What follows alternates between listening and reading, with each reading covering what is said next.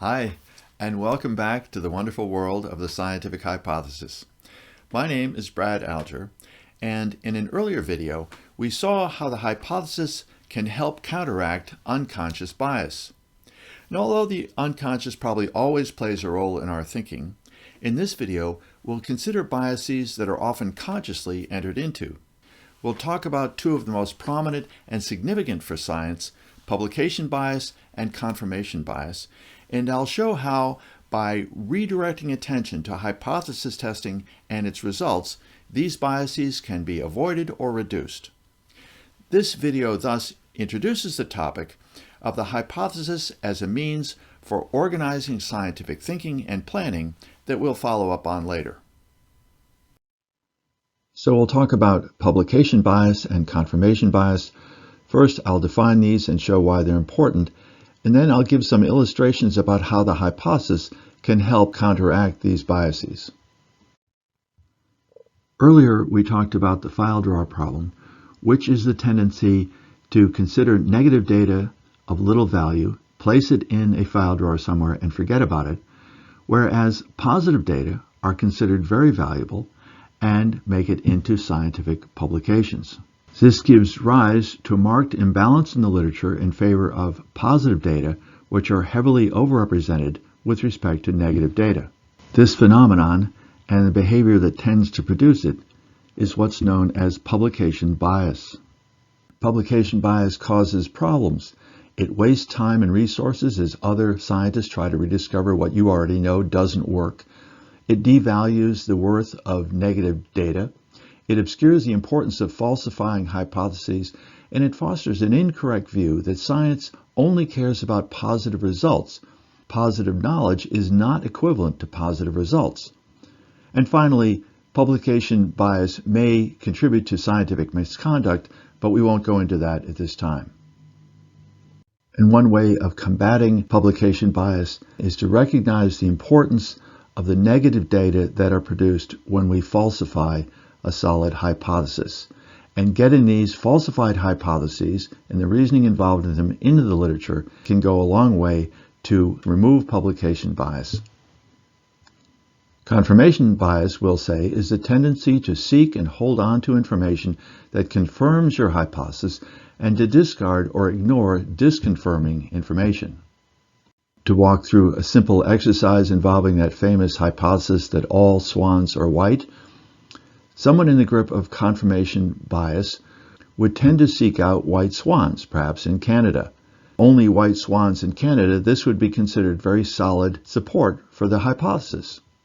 If they heard about or saw large black birds in Australia that might be swans, they would conclude that it might be a duck or some other animal. In any case, they would ignore or forget the information.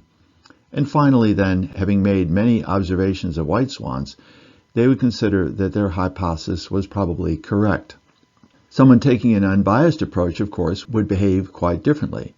They would follow up rumors of black swans found in places like Australia. If they observed only white swans in Canada, they would realize that this doesn't mean that black swans don't exist. Having seen a large black bird in Australia that might be a swan, they would realize this was crucial information and would track it down and check it out. And if they found through genetic testing that the large black birds were in fact swans, they would reject the original hypothesis. Confirmation bias didn't simply interfere with the practice of science in the little example that I just gave, but it's in fact much more insidious and limits the validity of reasoning processes more generally. And the classic example comes from the work of Peter Wazen, who gave a group of subjects the following problem. They were to find the target rule that generated a simple series of numbers, such as 2, 4, 8.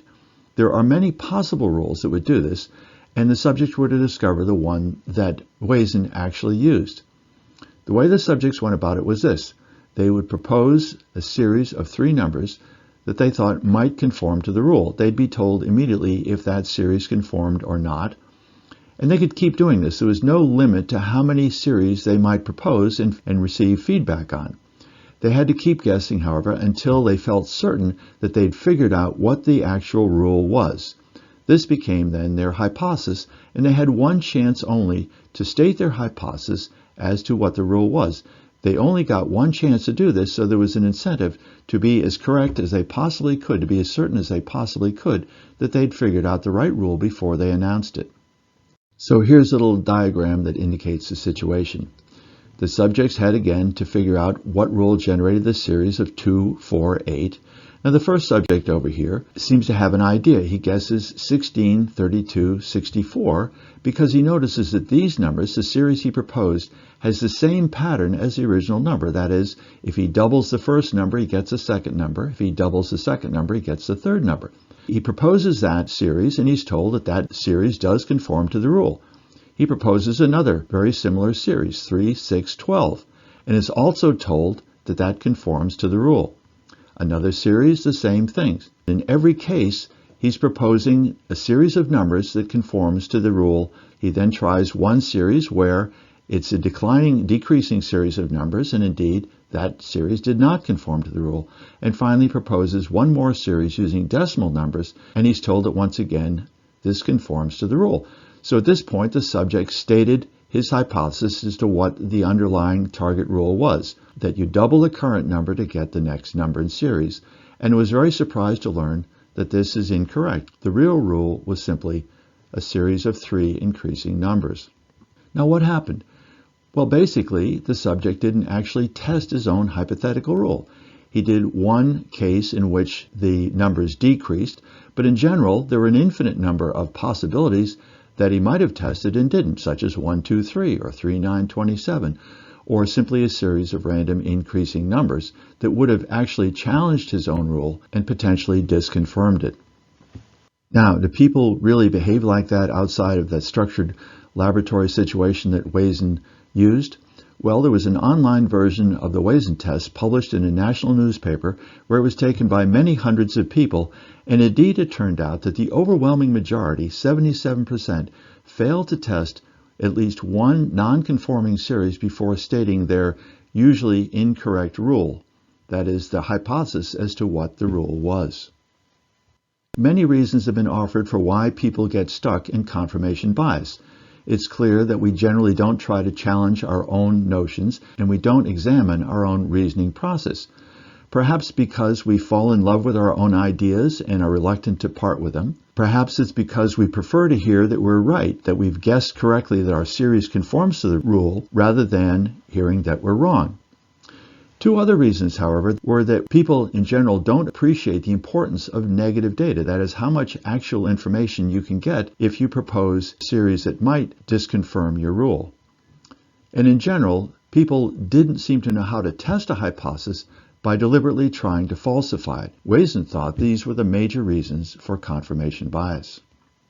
So the takeaway message about the use of hypotheses to counteract publication and confirmation biases is that we should value negative data and falsified hypotheses as important sources of information, and we should be very skeptical of our own ideas, especially our own best ideas, since they're the ones we're most likely to fall in love with.